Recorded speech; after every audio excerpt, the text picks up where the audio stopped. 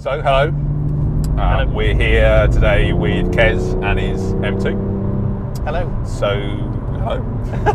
You've had it, how long have you had this for now? Since September last year, so 9 months. Right, okay. And you've done 3,004 miles in that time. Yeah, that's wow. it. Yeah. So Not a big amount, day. But yeah, that's it. Yeah, big day for it. A little Very candle good. for him. Yeah. Very good. And what do you use it for weekends, stuff like that, or have you been anywhere in it, or what's the plans for it? Yeah, luckily there's no need to commute in it, so yeah, just pleasurable weekends driving, Right. summer evenings, and yeah, hopefully some driving trips. Cool. And what do you think of it so far? Yeah, I love it. Absolutely love it. You bought it new, didn't you? I bought it new, yeah. Okay. I'd kind of waited a couple of years for it, and yeah, it's kind of delivered on the promise that all of the journalists kind of wrote about, and the expectations of it. Really, it's just been great fun. It's good value, though, isn't it? Right. It's fantastic value. Yeah. I'd not really been in one. You don't have to kill me, by the way. Yeah. I've not been in one until you got one, and what it is, I mean, someone will correct me, but it's about 50 grand, isn't it? Something like that, pounds. Yeah, just under, I think. For what you get for the money, yeah, it's just it's a lot of car. It's not a lot of. I wouldn't say it's a lot of luxury and Definitely features and all of that kind of stuff, but it's in terms of a very capable machine. Yeah, you get a lot for your money, and yeah. it looks awesome as well. I think you've got two fundamental things in terms of you've got a manual gearbox, and you have it's in black as well. It's in black. Yeah. So we'll come back to the manual gearbox in a minute, but the fact that it's black, I've seen some blue ones and they look great. It's a great looking car. I think it's a really well proportioned car. Yeah. But it looks so good in black. Just looks really mean, doesn't it? It's brilliant. kind of yeah. brings out the aggression of the car and the bodywork a lot more. It's I think, don't they do some more colours now, don't they? Because I've seen some grey ones. Yeah, there's and stuff now. Yeah, mineral grey and alpine white, I think it's called. So right. I've not seen a white one. That would be quite cool. I think. It looks good. I think with black wheels, but it's they're black and they're sort of metal polished as well. So yeah, it just looks good. I think it just looks a really well proportioned car. Yeah. It looks awesome. It's one of those cars that looks awesome from most angles, I think. Yeah. Especially the back. I really like the back of the car. It just looks brilliant, I think. So yeah, no, it's been great. Every time you kind of take the cover off to go for a drive and stuff like that, you forget kind of how aggressive and how it kind of looks, and yeah, it always just makes you smile kind of thing, so it's really good. It's quite compact as well, isn't it? So a lot of cars now are quite big because of regulations and things like that, but this is, we were saying before, there's not a massive amount of headroom. It's quite a compact car sort of around you, isn't it? It is, yeah. Just deal with an ambulance. Medical emergency. Yeah, that's it. Yeah. Okay. Medical emergency. Hope everyone's all right. Yeah, and I think that's what attracted me to the car initially. Like, I mean, I love M cars in general, so the M3 and the M4, were cars that I've kind of looking at. But the M4, as much as I love it, it just seems quite a big car. It's quite long. Yeah. And I just think that the 2 Series shape, before they'd even announced the M2, just looked ready for M car treatment, and it just has those proportions, similar to the 3 Series, and I know they use the kind of lot of that history in their marketing and the launch of the car, but it just has that right compact shape, and it just feels right on the road. Yeah, especially for what you're going to use it for. It's not like you're commuting in it or you're going on holiday in it or anything like exactly. that. Yeah. Although you could probably get 3 screammy kids in the back there. You could. That'd be okay. Yeah. It wouldn't look the same as it maybe looks now. No. So why did you went for a manual, obviously? Yeah. Why did you do that and not go for the dual clutch? Manuals are dying, aren't they? And it's just something that you want to learn. You feel like you're more involved with the car. It just makes driving a bit more involved, a bit more of a challenge. And when you don't drive too much, you want that kind of involvement. I think if I was sat in traffic every day and using the clutch and a lot of first gear and stuff like that, then the automatic would be an amazing addition. But no, when you just want to get out and have a really good drive and kind of learn the car a lot more, then it's It's got to be manual to do that. Yeah, I think you're right. I think you've hit the nail on the head there in terms of if you're using it for commuting to a degree or whatever, or you're doing it for sort of normal things, then I think a dual clutch works quite well, doesn't it? Yeah, it does. You've sort of got a bit of both there, but for what you're using it for, you've pretty much lost nothing through having a manual and sort of having that control. And like you say, they are really dying out now. I can't think of that many fast cars, sports cars, or whatever you want to call them, Yeah. that now come with a manual. Yeah. Obviously Porsche do it, but most of those I think are PDK now, aren't they? That's it, yeah. I'm trying to think who else does it actually. I'm sure there's a few, but there's far Audi fewer, manuals isn't are there? dying kind of thing. Yeah, just less and less common. And I think, I mean, I don't know the sales figures exactly, but I think even on this car, where probably people are more pointed towards having a manual, I think it's still at around 30-40% of the new cars are manual. So right, okay, so still quite low. And then in the M4, that figures up to kind of 60-70%, I think. Cool. And you're saying this is so we were talking earlier about the fact that this has got auto blip. Yes. And we were trying to, because I've never driven a car with auto blip before. Yeah. And we had a quick go you will a do while shortly. back, yeah, and another go hopefully in a minute. Yeah. But it's weird because it doesn't just auto blip; it does more than auto blip. So we were trying to catch it out to say, well, what happens if you do like a really slow gear change? So at what point does it put the blip in? Yeah. And so when does it put the blip in? It puts it. So the moment you kind of cross the gear gate into the next gear to change down. Right. Okay. But there's like an auto. There's a function in there that stops you from just epically failing. Yes. Which is what it does. Is if you then pause, and normally if you're changing gear, you would put it in gear, it auto blips, and then you would take your foot off the clutch, and everything's wonderful. Yeah. However, if you go through that process, put it in gear, but don't take your foot off the clutch, what it would normally do is it just finished its blip, and it would just then the revs would die. You bring the clutch back up, and it would bounce all over the place and defeat the object of an auto blip. Yeah. I think in this instance, what it seems to do is you do all of that, and it will, once it's blipped, it will then hold the revs. Yeah. Broadly. I think Yeah, they die off a little bit, yeah. but it sort of holds them there, waiting for you to release the clutch. You then obviously release the clutch, everything's matched, Yeah. and you don't look at. You look like a driving hero. Yeah. Well, That's there it. you go. Yeah. There you go. We think we worked out a way to turn it off.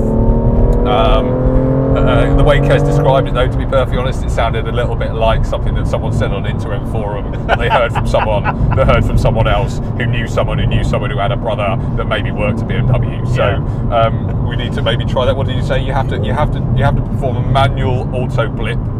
You have to rev match manually 3 times. Apparently. Yeah. We'll try and this. then magically it turns itself off. Yeah. So yeah, well, good luck on that one. We'll give that a go. Try it. Yeah, that's it. I may be yet to prove wrong. Yeah. So yeah, we'll see what happens there. What else? So you're going to do a few upgrades to the car. You've got a few things in mind. Yeah, definitely. I think. I mean, I love the sound of the engine. Even the sound from the stock exhaust. I didn't go for the M Performance exhaust. Sounds really good and kind of really pleasing to the ears. But I think just a little bit more noise would really add to the kind of experience to the car. What is the M Performance exhaust? So is it just a back box, or does it do other things as well? So it's a catback and it has a Bluetooth controller, and you can kind of control the valves when they open. There's a track mode which unleashes full noise on the outside participants. So I believe that's really nice. So that would be above. So you've got normal, sport plus, and they do various things. One of which is affect the exhaust. Yeah. So there's like a one above sport plus, which is track, which basically bypasses a lot of the exhaust. Yeah. But presumably just the track. Yeah. But presumably just the track. Yeah. Yes. Of course, everyone just uses it just for the track. I'm almost certain of that. Okay. Yeah. Very good. All right. And you said you bought a cap for it as well? Yeah. So I bought a sport cap from Fab Speed in the US, and yeah, certainly just from kind of picking up the YouTube noises of people that have installed this, there should be a fair bit of extra noise with just the standard setup with that, which is quite exciting. They're quoting horsepower gains as well, which who knows? I think I'd like to test that out on a dyno and see if it really does deliver on those gains. But yeah, I think there's certainly nothing to be lost by putting that in there. So yeah. Cool. Yeah, more noise is always good. Yeah, and it'd be good to, maybe we can film something as well around, this is what it looks like before. Yeah. Or sounds like before. Absolutely. Maybe something around fitting the thing as well. I assume it's fairly straightforward. You just bolt the old one out, put the new one in.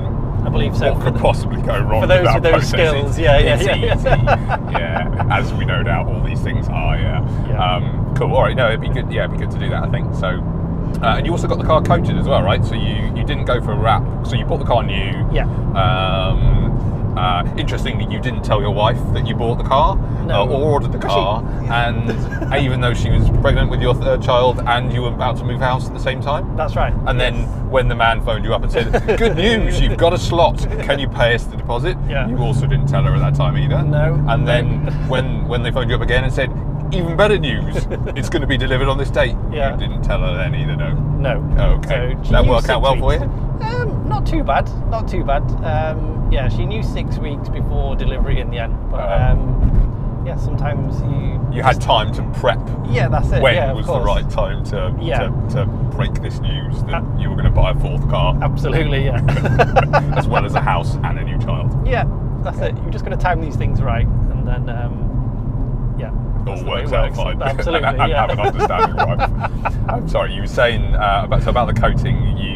So you said you didn't go for a wrap. You bought it new, obviously. Yeah. You didn't go for a wrap, but you did go for what's the coating you put on it? So it is a fireball coating, a Korean company, which is applied by Tom at TK Detailing in Basingstoke, and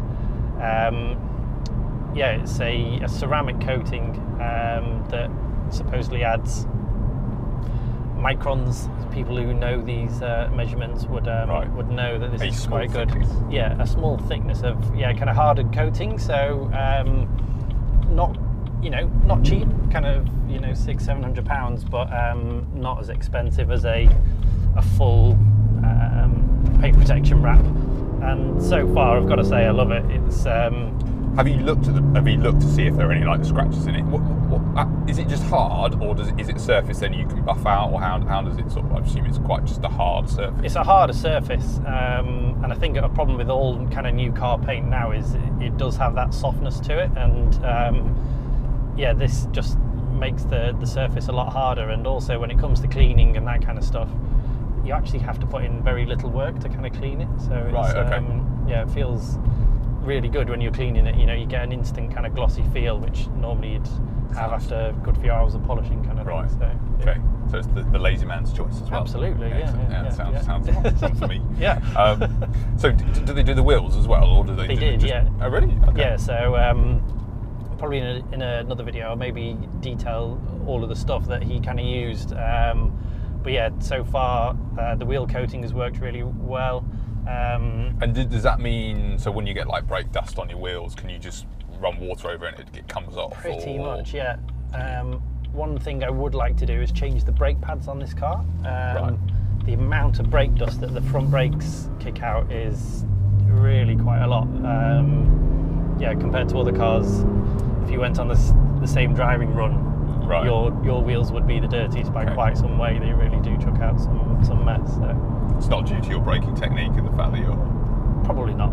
Probably not. No, probably not. Yeah, it'd be fine. It would never be that. Yeah, that's it, yeah. Okay, fair enough. Yeah, I need to probably have a look at that. I think it's... I don't know many people that have done it. I mean, a lot of people seem to go for that wrap. Yeah. I think that you say £700 though, but I think a wrap's going to be pretty expensive as well. It's probably going to be more than 2,000 or 3,000 maybe for a full wrap. So. Yeah, and obviously you can't do the wheels as well. So, no. But how does the coating work in terms of? So we've digressed a bit from the car here. Yeah. But you presumably, does it wear away, or do you get it removed, or how does that work? The Fireball documentation says it's good for 2 years. Right. The detailer said, probably at the end of those 2 years, it's going to be losing its effectiveness. So, maybe 18 months after purchase, you might look to put it on again. Redo it, top it up again. So, right. And does it protect from chips as well, or is it just scratches? It does, but not as well as a payment wrap. The paint protection film would do. And I've got to say, the front of this car is a bit of a magnet for stone chips. In black as well. In black as well. The front bumper is quite square. It's got those aggressive kind of Darth Vader mask angles at the front that do attract stone chips. But yeah, so far so good. It's held off any big ones quite well. So right, yeah, cool. Pleased with it. Very good. So what else? So what options do you get on the car? So obviously you're going to run through. Yeah. So option wise, this car is actually really well spec'd from the off. So anything that you're adding is kind of just stuff that you'd want. So I think the things I added were the Harman Kardon speakers, which make a real difference. I think they look quite cool as well. So, so I don't know whether you can see this on the camera, or we'll show it later. But I guess presumably they're a tweeter or something. Would they be there on the non-Harman Kardon one? I'm not sure about that actually. I think it does come with a few more speakers. So yeah, it sounds really good. So that helps. The other options were things like the reversing camera. Not essential, but it's just really nice. Just useful. It's one of those things I think where you think, I don't really need that. It's a bit of a luxury. But when you have a car that has one, it's just like, you can't really go back from that, can you? You can't, no. And I've got 3 little kids that all right, they're not running around the drive when I'm reversing the car, but it just gives you that extra peace of mind that you can see behind the car, because it's got quite a high back, this car, so to have that extra view is just really, really good. Yeah, it's just quite useful. So you got the speakers, that, and anything else? Or? No, that was it. So I mean, the other options that you could have had were electrical seats, the DCT gearbox, those kind of things, but I stayed with manual seats, mainly because it's only me driving it, and also thanks to some measurements from the dealership, there's about a ½ an inch difference in the lowest setting of the seat. So hopefully when this goes on tracks, that ½ inch with my helmet on might just be the difference between rubbing your helmet. So to speak. Yeah, absolutely. Yeah. no one wants that on a track day. It's going to distract you. That cool. And what else? So, but the options list for this car is. There's not a huge amount of options, were there? It was quite limited. So you can't get ceramic brakes for this, can you? You can't, no. Or carb brakes, whatever you want to call them. Okay. Some people have fitted them. They've got really? Them. Yeah. Okay. But the brakes look pretty. I'm sure if you change the pads and maybe the fluid, you'd be absolutely fine on a track. I doubt they're fine if you just look at the brakes. They're fairly enormous anyway. The calipers are fairly substantial, and like you say, just some better performing fluid and pads just to cope with the higher temperatures that a track day might kind of bring on is I think would do you fine. Cool. And we were talking, I guess it's quite interesting because I think this car is a bit of a bargain. We mentioned it earlier. And I think if I was to be critical of the car, I'd probably say, the dashboard's, it looks a bit plain, it's a bit plasticky and all that kind of stuff. Yeah. It's basically the base, it's the same as it is on a base 2 Series. Having said that though, if they covered it in leather or done something like that, then it would no longer have no doubt been a cheap car. Yeah, that's so that changes that dynamics. I think it's the same with the leather as well. Normally in like M cars, you get like a really soft like napper like you've got on the steering wheel there. Yeah, it's lovely. I think this is sort of broadly the standard leather. Again, none of this makes a massive degree of difference in the grand scheme of things, but I think obviously you can tell they've sort of where they would normally do that on an M car, they've not done it in this instance, and I think to its benefit. Yeah, I agree. To make it sort of fairly keen from a price point of view. And like I say, for your money, you're just getting a really solid car from an engineering perspective, but you're not necessarily having all these luxuries. Having said that, it's got everything you possibly need to blast around Europe in it and be perfectly comfortable. So I think it's a pretty good car. So you mentioned the track there. So you've not tracked it yet. No. So you obviously have plans to track it, and you're going to give it a whirl. Yeah, keen to, definitely. Right, okay. So once the sports cat is fitted for a bit more track noise, and we'll be off. We'll do some videos on that. It'd be really, really good to just see how it kind of performs on track. The couple of guys on the forums have kind of taken theirs and said it is it's a bit of an animal compared to how it is on the road. So it's and you're used to, so you've got a mini GP as well. So obviously a front wheel drive car, completely different from a balance point of view to this. So you're welcome to the world of rear wheel drive fun. Yeah, that's it. On a track. I'm sure again that will work out perfectly fine and won't get wrong anyway. No, but I'm sure you have fun on that as well. Cool. I think I guess it'd be good. What we'll do is going forwards, we'll probably do some more videos on this car. So I guess it'd be great once you put the cat in, it'd be good to understand sort of how we fit that as well, but also sort of what difference that makes. I think that'd be quite a good thing to do. Yeah. So we'll sort of stay tuned. As we get around to doing all this, we'll post a few more videos up and hopefully get those on so you can see those as well. Absolutely. So, yeah. Thanks a lot.